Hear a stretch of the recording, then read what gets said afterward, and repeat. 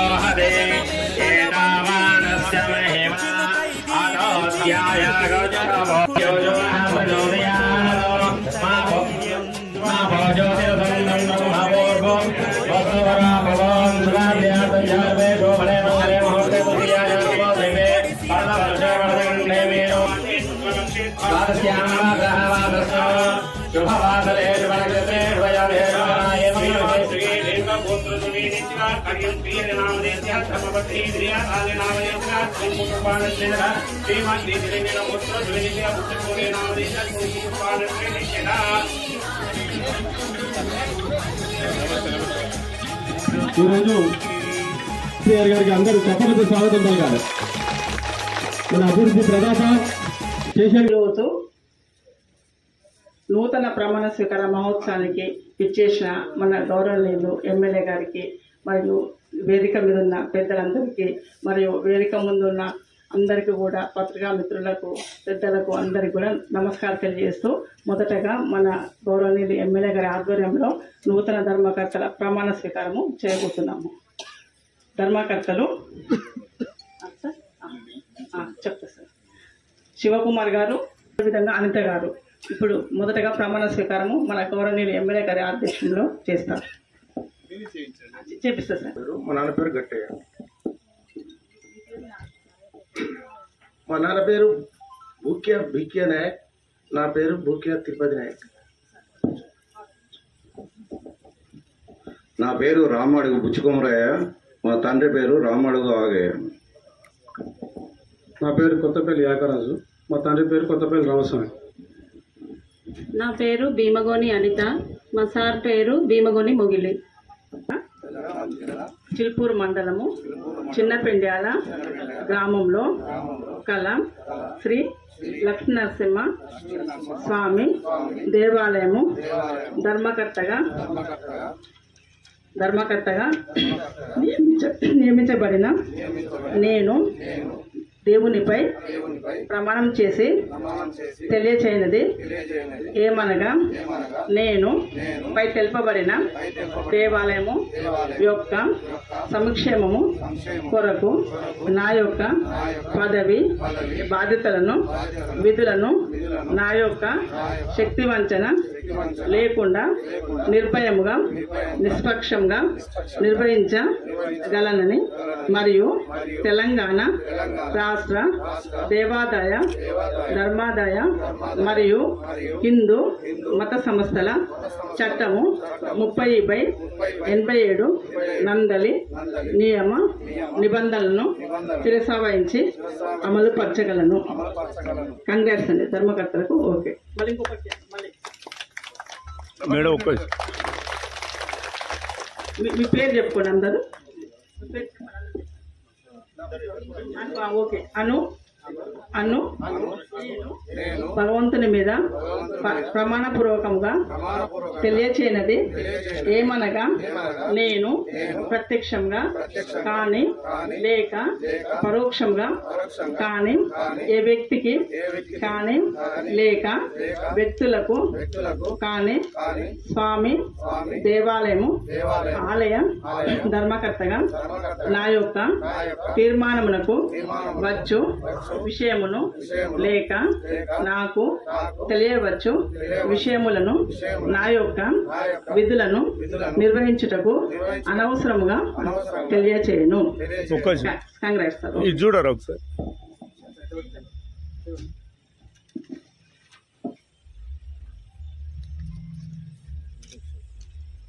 Okay అండి sir.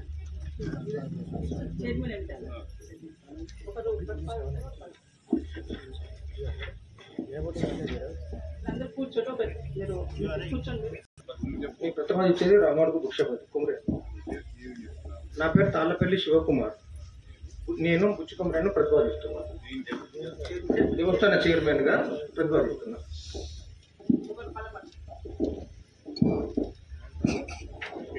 నా పేరు కొత్తపల్లి యాకరాజు. రామాడుగు బుచ్చి కుమరే గారిని చైర్మన్ గా బలపరుస్తున్నాను. మన చైర్మన్ గా శివకుమార్ గారు ప్రతిపాదించారు. మన కుమరయ్య గారు బలపరచడం ఎలాంటి పోటీ రానందున శ్రీ రామడుగు బుచ్చి కుమరయ్య గారిని ఏకగ్రీవంగా చైర్మన్ గా ఎన్నిక చేయడం జరిగింది. కంగ్రాట్స్ అండి చైర్మన్ గారు కుమరయ్య గారు. కంగ్రాట్స్. మీరు ప్రమాణ స్వీకారం చేయండి. మీరు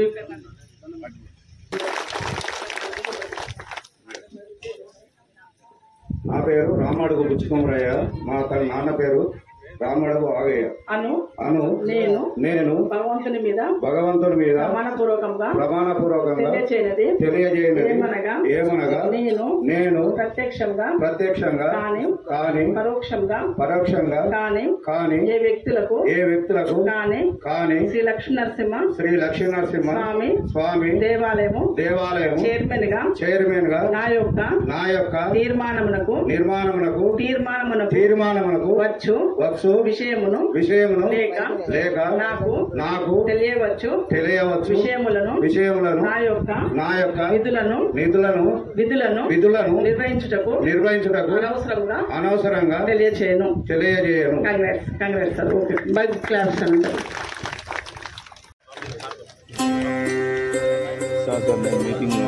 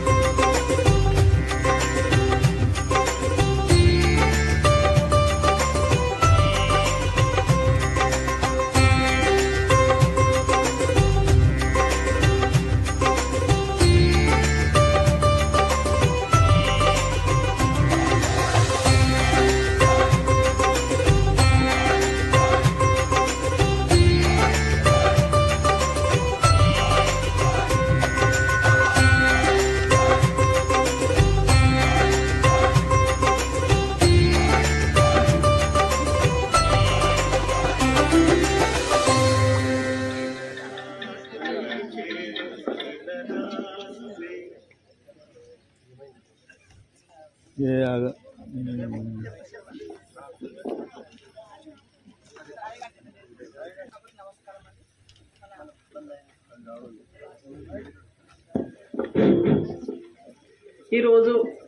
నూతన ప్రమాణ స్వీకారం చేసిన చైర్మన్ గారికి, ధర్మకర్తలకు, అదేవిధంగా ఇటు కార్యక్రమానికి అధ్యక్షత వహించిన మన గౌరవనీయులు ఎమ్మెల్యే గారు మరియు లోకల్ లీడర్లందరికీ కూడా పేరు పేరు నా యొక్క నమస్కారం తెలియజేస్తూ, ఈ దేవాలయంలో సుమారుగా 215 ఎకరాల భూమి ఉంది.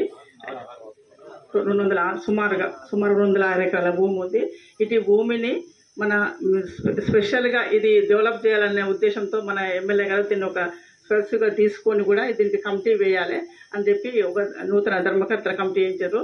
చైర్మన్ గారు మరియు ధర్మకర్తలు మీరు కూడా ఈ ల్యాండ్ను మీరు లీజుకు పెట్టి ప్రతిదీ కూడా లీజు ఒక ఎకరానికి ఎంత అనేది చెప్పి అది లీజు పెట్టిన తర్వాత దాన్ని బ్యాంకులో జమ చేసి ఈ దేవాలయ అభివృద్ధికి మన ఎమ్మెల్యే గారు కూడా మనకు సహాయ సహకారాలు అందించేందుకు ఉన్నారు కాబట్టి మీరు సార్ యొక్క సహకారంతో దేవాలయాన్ని ముందుకు తీసుకుపోవాల్సిందిగా కోరుచున్నాను. సార్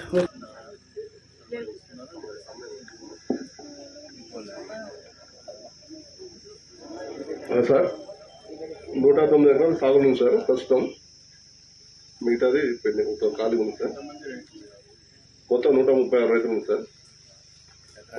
ఒక ఎకరాకు 8 చొప్పున వసూలు చేస్తుంది సార్.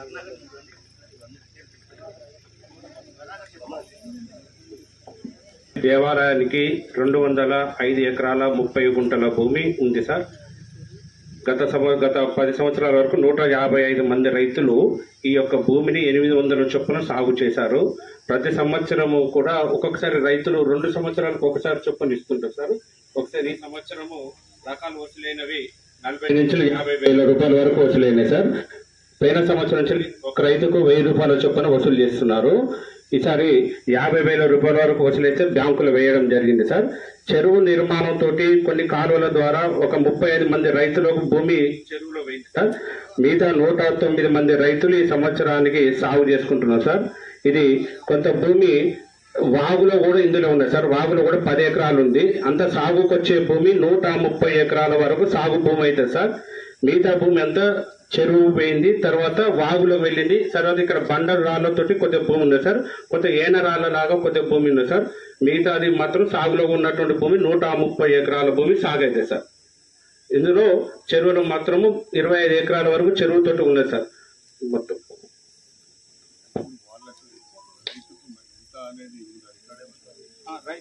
రైతుకు ఎకరం చొప్పున ఇస్తుంది సార్. ఒక్కొక్క రైతుకు ఇందులో ఒక్కొక్క రైతుకు అప్పుడు ఎట్లా తెలియదు కదా సార్. ఒక్కొక్క రైతుకు ఎకరం 5 గుంటలు, ఒకసారి ఎకరం 10 గుంటలు ఉంటుంది సార్. ఒక రైతుకు ఎకరం తక్కువ కూడా ఉన్నది సార్. ఎకరానికి తక్కువ కూడా ఉంది. ఆ విధంగా చూసుకున్నా కూడా మనకు 130-140 ఎకరాల వరకు వెళ్తారు. కరెక్ట్ గా ఇంత ఎకరం అని పర్ఫెక్ట్ గా కొలిసి ఇచ్చిన ఆ రోజున ఎవరు లేరు సార్. వాళ్ళ అందాలతోటి దున్నుకున్నది.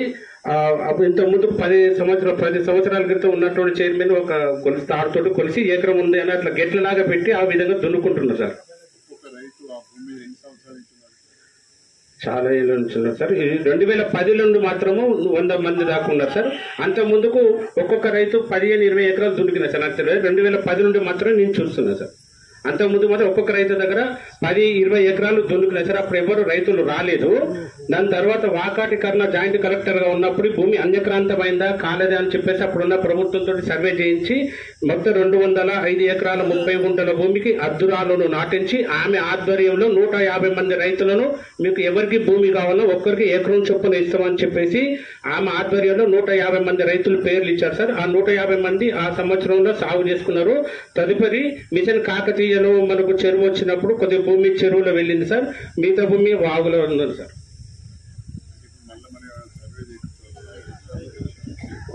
ఇప్పుడు మళ్ళీ సర్వే మొన్న రాశాం సార్, లెటర్ రాశాం సార్. సర్వే చేయించి ఎవరెవరు రైతులు ఉండో మొత్తం వివరాలన్నీ ఇప్పుడు మన కొత్త కమిటీ కూడా వచ్చారు కదా సార్. వాళ్ళ ఆధ్వర్యం మేము వాళ్ళని కలిసి ఒక మీటింగ్ పెట్టుకొని ఎవరెవరు రైతులు ఉండో వాళ్ళు ఎంతెంత చేస్తారు, పౌలు కూడా ఇంకెంత ఇవ్వాలి అది డిసైడ్ చేస్తాం సార్. ఒక మీటింగ్ పెట్టుకొని అది చేస్తాం సార్. ఈవో మేడము మేమందరం కలిసి. సార్ మాకు వచ్చిన మీ యొక్క ఆధ్వర్యంలో మేము ఇవాళ ఈ రకంగా ఒక కమిటీగా ఏర్పడి ఈ స్లేవ్ని అభివృద్ధి చేద్దామని మేము వచ్చినాం సార్. ఈ యొక్క భూమి అన్యాక్రాంతం కాకుండా దీన్ని ఏమైందో ఇన్ని రోజులు ఏం జరిగిందో మాకు తెలియదు సార్. ఇప్పుడు అవి ఒక అందరూ కూర్చొని దీని మీద ఒక అవగాహన పెట్టి మీటింగ్ పెట్టి ఎంత రైతుకి ఎంత వేయాలనేది సంవత్సరానికి అనేది ఒక నిర్ణయానికి వచ్చి దాన్ని అమలు చేస్తామని కోరుకుంటాను. అదే సార్, అది వస్తేనే టెంపుల్ డెవలప్ అవుతుంది సార్.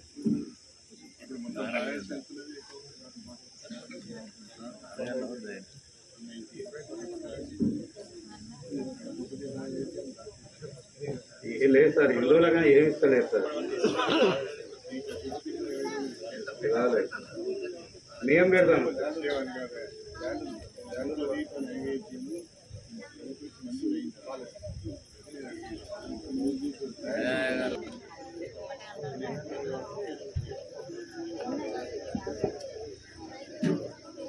మీటర్ దూరంలో వెలిసిన శ్రీ మల్లంకుంట లక్ష్మీ నరసింహస్వామి పాలక మండలి పదవీ ప్రమాణ స్వీకారానికి ముఖ్య అతిథిగా విచ్చేసిన గౌరవనీయులు పెద్దలు మనందరి అభిమాన నాయకుడు పెద్దలు శ్రీ కడియం శ్రీహరి గారికి, అలాగే ఎండోమెంట్ అధికారులకు, నూతనంగా పదవీ బాధ్యతలు స్వీకరించబో చైర్మన్ గారికి, సభ్యులకు ప్రత్యేక శుభాకాంక్షలు. మరియు ఈ కార్యక్రమానికి విచ్చేసిన పుర ప్రముఖులకు, పార్టీ నాయకులకు, కార్యకర్తలకు, గ్రామ ప్రజలకు, ముఖ్యంగా మండుటెండలో సైతం ఉంచిన మహిళా తల్లులకు, పాత్రికేయ మిత్రులందరికీ పేరు పేరున స్వాగతం, సుస్వాగతం.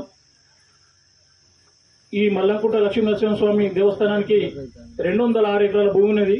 సుమారు 1954 నుండి పట్టాదారులో మాత్రమే దేవుడు ఉండేది. కబ్జా కాలంలో మాత్రం గ్రామానికి సంబంధించిన కరణాలు కబ్జా కాలంలో ఉండి వాళ్ళే శిస్తులు వసూలు చేసి వాళ్ళే మెయింటైన్ చేసేవారు.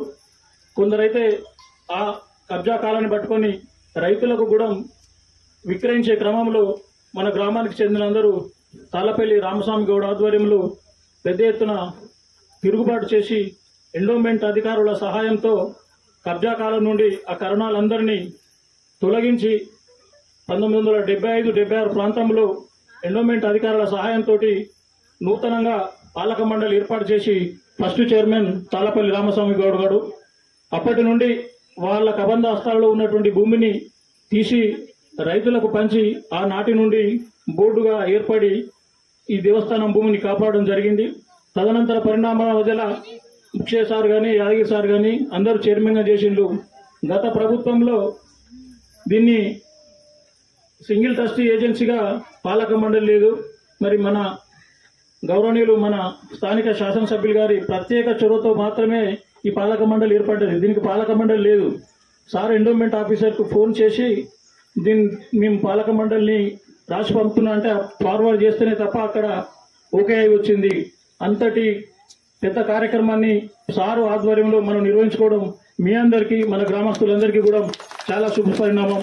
దీన్ని ఇట్లనే కంటిన్యూ చేసుకుంటూ దేవస్థాన భూమి ఆస్తులను కాపాడుతూ ఈ దేవస్థానాన్ని డెవలప్ చేయవలసిందిగా కోరుతూ, సార్ మరి అక్కడి నుంచి ఇక్కడికి ఒక రోడ్డును, ఒక లైట్ అయితే కావాలని మా అందరి కోరిక.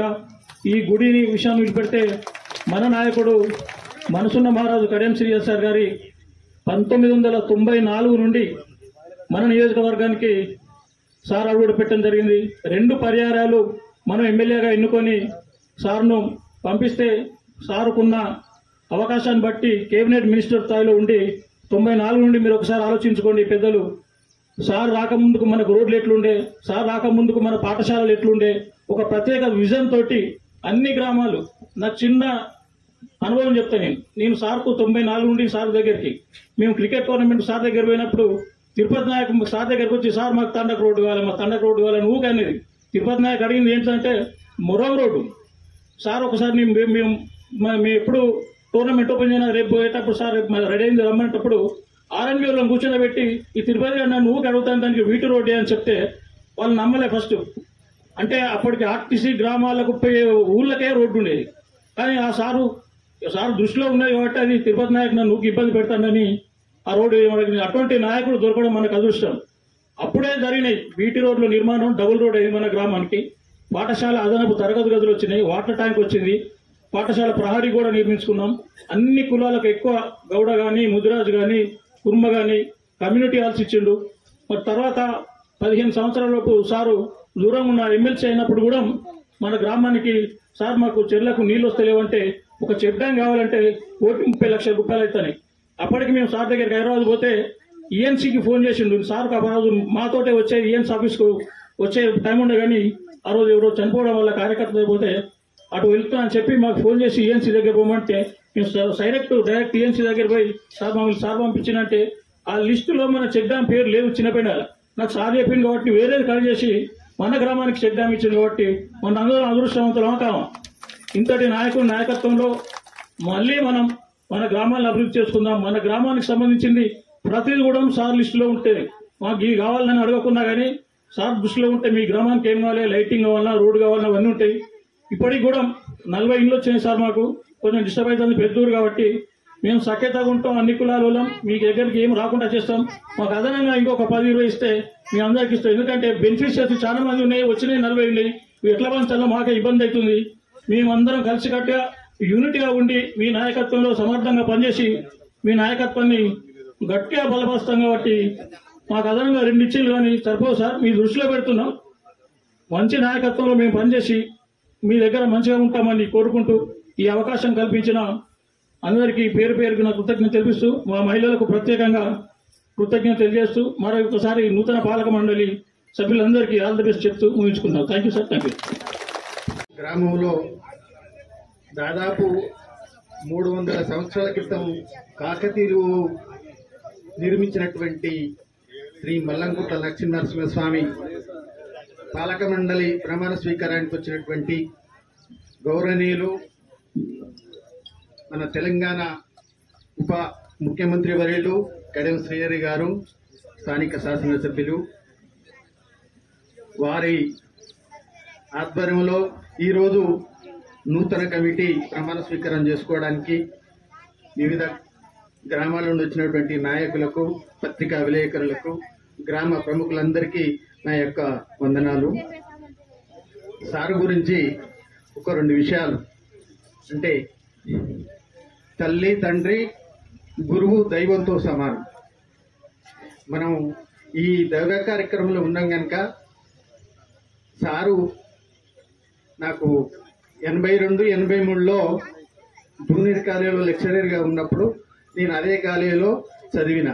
అందుగురించే సారు నాకు దైవంతో సమానం. తండ్రి అంటే గురువుతో సమానం. అదేవిధంగా వాళ్ళ నాన్న తల్లిదండ్రులు ఆ పేరు శ్రీహరి అనేటువంటి పేరు చాలా అరుదు. హరి అంటే ఎవరో తెలుసు అనుకుంటా మీకు. దశావతారాల్లో అవతారం శ్రీహరి. ఇవాళ ఇక్కడ నరసింహస్వామి శ్రీహరిని పిలుచుకున్నాడు. మా పరిస్థితికి ఇది 206 ఎకరాలు ఉన్నవి. అన్యంక్రాంత కాకుండా ఆ రోజుల్నే దేవునికి చాలా తిప్పలు జరిగినాయి. హిరణ్యకశిపునితోటి, సింహబలుతో, తర్వాత ఇంకెన్నో వాళ్ళని ఏ విధంగా చేయాలి, ఎంతవరకు తీసుకురావాలి, ఎన్ని తప్పులు చేసినాక 100 తప్పులు చేసినా గానీ ఓపికతోటి ఉన్నటువంటి వారు శ్రీహరి. మరి ఈ రోజు వారి ఆధ్వర్యంలో మనం ఈ కమిటీ ఎన్నుకుంటున్నామంటే ఈ యొక్క 206 ఎకరాలు అన్యంక్రాంతం కాకుండా నేను ఉన్నా అన్ని నరసింహస్వామికి శ్రీహరి అభయం ఇయ్యడానికి వచ్చండి. ఇక్కడికి మీకు ఏ విధంగా జరిగినా ఈ అభివృద్ధి చెందడానికి నా వంతు సహకారం ఉంటది అని ఆలోచన, వారి వ్యక్తిత్వం. ఎందుకంటే నేను చాలా సార్లు వారి గురించి నేను సెక్రటరీ పోయినా, మంచి మనసున్న మహారాజు, మాట అంటే తప్పడు. మనకు దాదాపు వారి బిడ్డల్ని, ఎందుకంటే వెంకన్నతోటి మాజీ సర్పంచ్ వెంకన్న గారితో ఉన్నప్పుడు వారి దగ్గరికి పోవడం జరిగింది. వారి పేరు పెట్టి పిలిచేటువంటి మహోన్నత వ్యక్తి. వారి గురించి చెప్పాలంటే ఇంకా చాలా ఉంది. సాక్షాత్తు శ్రీమన్నారాయణ స్వరూపం. మామూలు విషయంగా శ్రీహరి అంటే ఎవరు చూసిండ్లా మీరు తిరుమల పోయి? అటువంటి వ్యక్తి మనం ఈ రోజు వారి ఆధ్వర్యంలో మనం అంతా చిన్నపెండ్యాల గ్రామంలో కొలువై ఉన్న శ్రీ లక్ష్మీ నరసింహస్వామి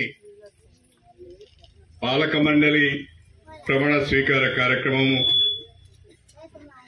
ప్రజలందరి సమక్షంలో చాలా ఉత్సాహంగా జరిగింది.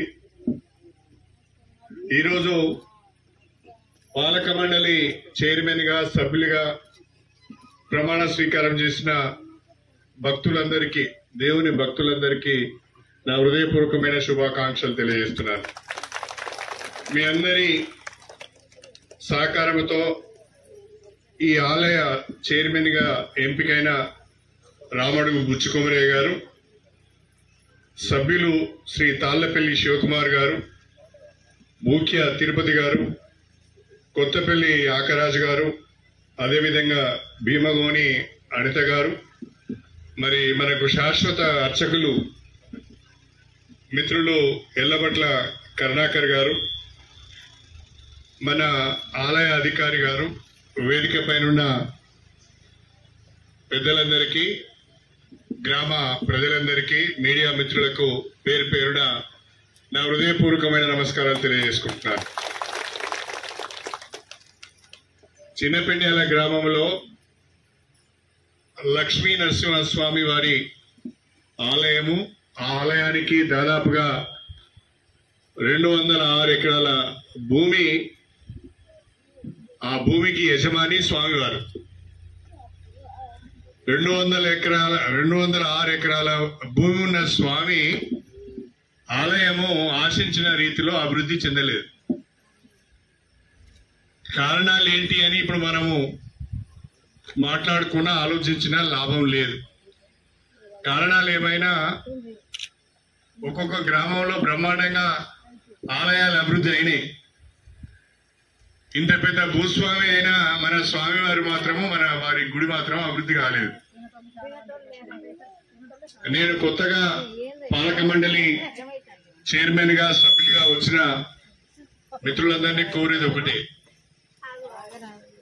స్వామివారికి సంబంధించిన 206 ఎకరాల భూమిని అన్యాక్రాంతము కాకుండా కాపాడవలసిన బాధ్యత మీది. ఎవరు ఒక గుంట ఆక్రమించుకోవడానికి ప్రయత్నం చేసినా మీరు అడ్డుకోవాలి. మీరు స్వామివారి పక్షాన ఉండాలి తప్ప ఆక్రమణదారుల వైపున ఉండొద్దు అని చెప్పి నేను ప్రత్యేకంగా కోరుతున్నా. నా మట్టుకు నేను మీ ఎమ్మెల్యేగా స్వామివారి ఆస్తిని కాపాడటానికి, స్వామివారికి ఉన్న భూములను కాపాడటానికి మీకు నేను పూర్తిగా అండగా ఉంటాను. నాకెంత దగ్గరైనా, నాకెంత దూరమైనా ఎవరైనా స్వామివారి భూమి ఆక్రమించుకోవడానికి వస్తే నాకు చెప్పండి, వాళ్ళ మీద కేసు పెట్టించే బాధ్యత నాది. మనం స్వామివారిని కాపాడుకుంటే స్వామివారు మనందరినీ కూడా కాపాడుతాడు, మనందరినీ కూడా చల్లగా చూస్తాడు. కాబట్టి స్వామివారి యొక్క భూములను కాపాడుకునే బాధ్యత మనది. రెండవది, స్వామివారి భూములను ఎవరైతే కౌలు తీసుకొని వ్యవసాయం చేస్తున్నారో దానికి సంబంధించి ఈవో గారు, కొత్తగా వచ్చిన పాలక మండలి అర్చకులు మీరందరూ కూడా కూర్చొని ప్రస్తుతము ఎంత ఆయకట్టు సాగులో ఉన్నది, ఎంతమంది రైతులు ఉన్నారు, సాలిన ఎంత కౌలు ఇస్తున్నారు, ఒకసారి మీరు సమీక్ష చేసుకొని వాస్తవ పరిస్థితులకు అనుగుణంగా అవసరమైతే స్వామివారి ఆదాయం పెరగాలి కాబట్టి, గుడిని మనం అభివృద్ధి చేసుకోవాలి కాబట్టి కౌలును పెంచే ప్రయత్నం కూడా చేయండి. ఆ కౌలు కూడా ప్రతి సంవత్సరము రెగ్యులర్ గా కట్టాలి. మీరు తీర్మానం చేయండి, స్వామివారికి సంబంధించిన భూమిని సాగు చేసుకుంటూ ఎవరైతే బ్రతుకుతున్నారో వారు స్వామివారికి కట్టవలసిన కౌలు కట్టడం లేదో, ఒకవేళ వారు కౌలు కట్టని పరిస్థితుల్లో కౌలును రద్దు చేసే విధంగా కూడా మీరు తీర్మానం చేసి రైతులందరికీ కూడా నోటీసులు ఇవ్వండి. స్వామివారి భూమి ఉన్నది కాబట్టి నేను దురుకుంటా కౌలు మాత్రం కట్టను అంటే కలవదు. స్వామివారికి కౌలు కట్టవలసిందే, స్వామివారి గుడి మనం అభివృద్ధి చేసుకోవాల్సిందే. బయట ఇవాళ మనం చూస్తున్నాం, ఎకరాన 10,000 రూపాయల కౌలు ఇస్తున్నారు, లేదా ఎంత ఒక 8 క్వింటాల్లో 10 క్వింటాల్లో ధాన్యం ఇస్తున్నారు. అవన్నీ అవసరం లేదు, 10,000 కూడా అవసరం లేదు.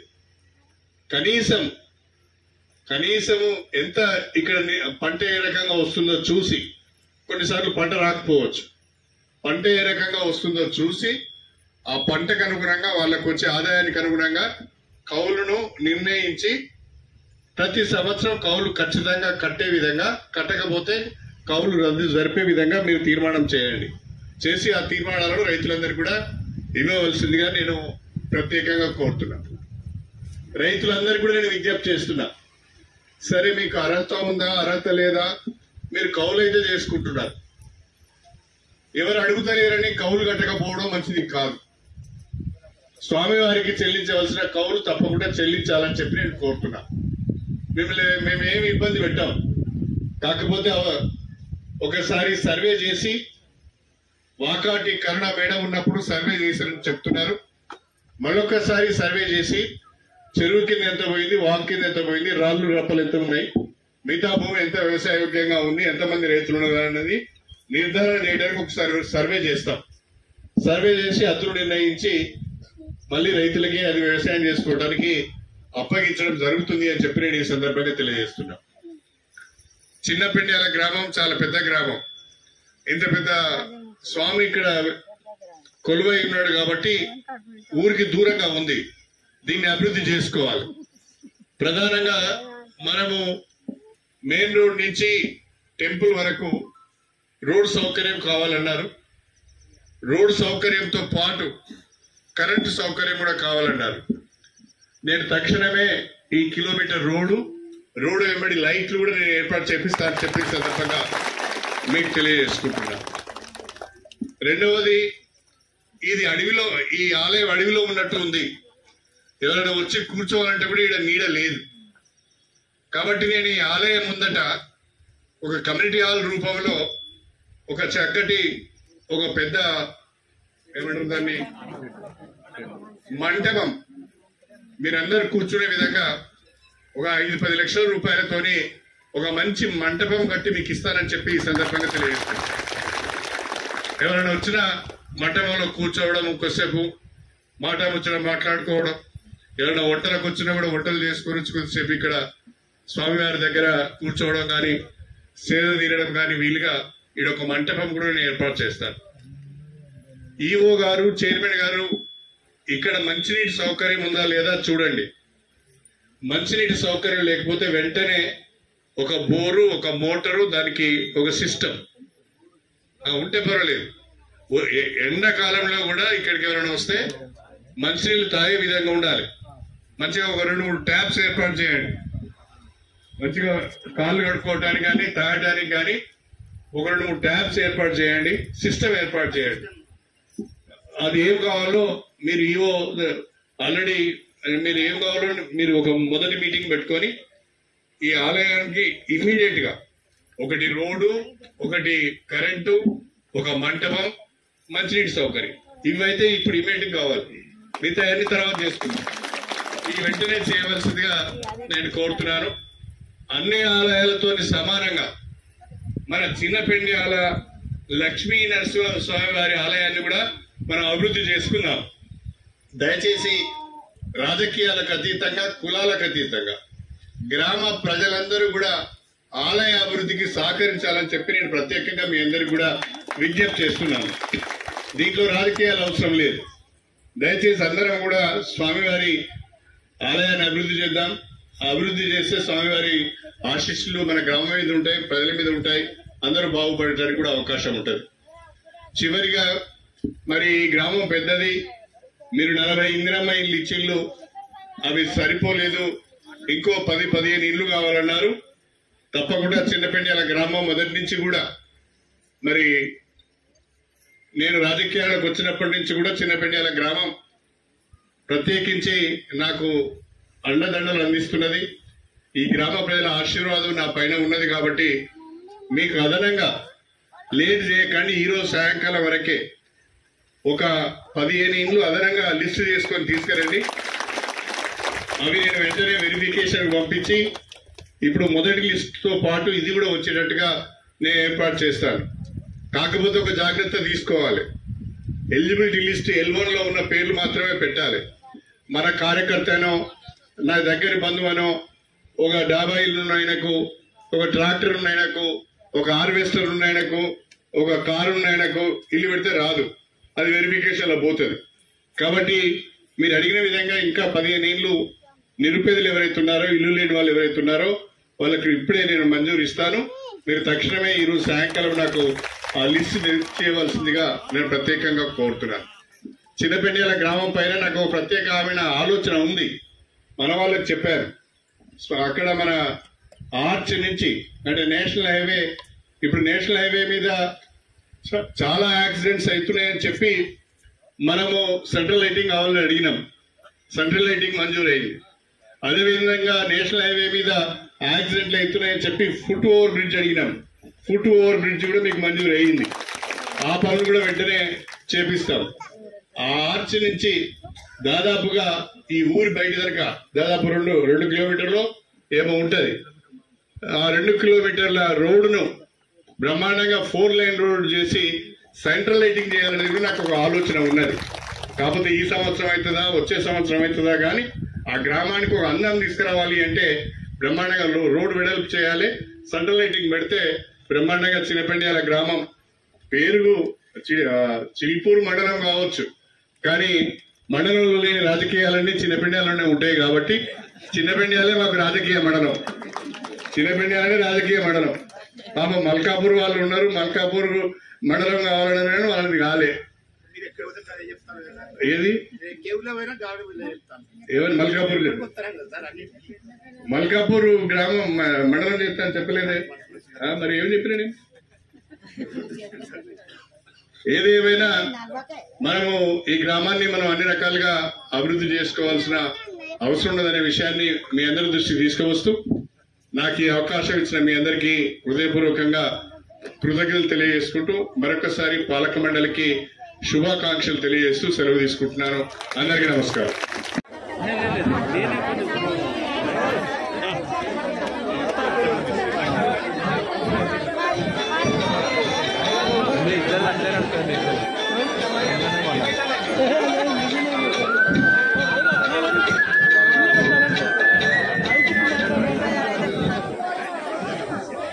యాదగిరి గౌడ్ సరస్వతి దంపతులు దేవాలయానికి నీటి కొరత ఉంది అనే ఉద్దేశంతో ఒక బోరు మోటార్ మనకి ఇవ్వడం జరిగింది సార్. అదేవిధంగా మామిడాల కుమరారెడ్డి వారి యొక్క దంపతుల వాళ్ళ కుమారుడు సార్ చెట్ల ఇంకొక ఆంజనేయ స్వామి విగ్రహం ఉంది సార్, రేకుల షెడ్ వేయించడం జరిగినది. అదేవిధంగా రోడ్ల సురేష్ రెడ్డి అనే దాత ద్వారా ఎండలో ఉంటున్నారని రేకుల షెడ్ వేయించుకోవడం జరిగింది సార్. నాగపూరి భాగ్యమ్మ భిక్షపతి సార్ వాళ్ళ కొడుకు వాళ్ళ జ్ఞాపకార్థము మొన్న నెల రోజుల క్రితం మైక్ సెట్ హౌజా మైక్ సెట్ ఇవ్వడం జరిగింది సార్. గుండెటి రాజేశ్వర రెడ్డి గారి ద్వారా ఈ దేవాలయము ఈ ఊరు గ్రామ ప్రజలందరూ శివాలయం అని పిలిచేవారు. ఇది లక్ష్మీ నరసింహస్వామి దేవాలయం గుండెటి రాజేశ్వర రెడ్డి గారి ద్వారా ఈ దేవాలయం గుర్తింపు ఉండాలి. చిలుపురుగుట్ట వెళ్లే ప్రతి భక్తుడు కూడా ఇక్కడ దర్శనం చేసుకుని వెళ్తున్నారు సార్. కావున ఆర్చి నిర్మించడానికి రాజేశ్వర రెడ్డి ద్వారా తీసుకోవడం జరిగింది సార్. ఇంత ముందుకు ఈ గోడకు ప్రహరీ గోడ అనే రాళ్లది గుండెటి రాళ్లతోటి పాములు ఉండే సార్. బాగా దేవాలయం రావడానికి కూడా ఇబ్బంది పడ్డారు. నాకు వచ్చేటువంటి సాలరీని దేవాలయంకు వెచ్చించి చుట్టూ ప్రహరీ గోడ నిర్మించారు సార్. ఇక్కడ వరకు ముందు గోడ ఇంకా కొంచెం పెంచాలనే ఉద్దేశంతో గోడను పెంచలేదు సార్. ఈ ప్రహరీ గోడ నిర్మించడం జరిగింది సార్. వెంకట సాయినాథ్ గ్రానైట్ వారు లోపల ఈ రోజు గ్రానైట్ ఇవ్వడం జరిగింది సార్ దేవాలయం లోపలికి. తర్వాత ఈ దేవాలయ కంపౌండ్ వాళ్ళు నేనే నిర్మించిన సార్. ఇంకా కొద్దిగా మాకు రోడ్లు కానీ మా రైతుల పక్షాన చిన్న కోరిక సార్. గత 10 సంవత్సరాల నుండి కూడా ఇక్కడ రైతులకు పెట్టుబడి పెట్టినట్టుగా రాబడి రావట్లేదు సార్. అయితే మీరు సృష్టించిన దేవాలయాలతో గ్రౌండ్ వాటర్ పెరిగినవి కావున ఇంత ముందుకు హన్మకొండలో దేవాదాయ శాఖ ఉన్నప్పుడు అప్పుడు ఏసీ గారు రైతుల గారితో నిర్ణయించి 5 రైతులకు ఒక యూనిట్ చొప్పున ఒక బోరు మంజూరు చేసుకోండి, మీరు కరెంటు మీరే తెచ్చుకోండి, 6 తోడు పంటలు పండించుకోవడానికి బాగుంటుంది, అప్పుడు దేవాలయానికి ఇన్కమ్ కూడా వస్తుందని రైతులతో చెప్పడం జరిగింది సార్. అది కూడా ఒకవేళ అవకాశం దేవాదాయ ధర్మాదాయ శాఖ బోర్డు రైతులకు అవకాశం ఇస్తే ఇక్కడ రైతులు పంటలు పండించుకోవడానికి మంచి అవకాశం ఉంది సార్. నీటి వసతులు బాగున్నాయి సార్.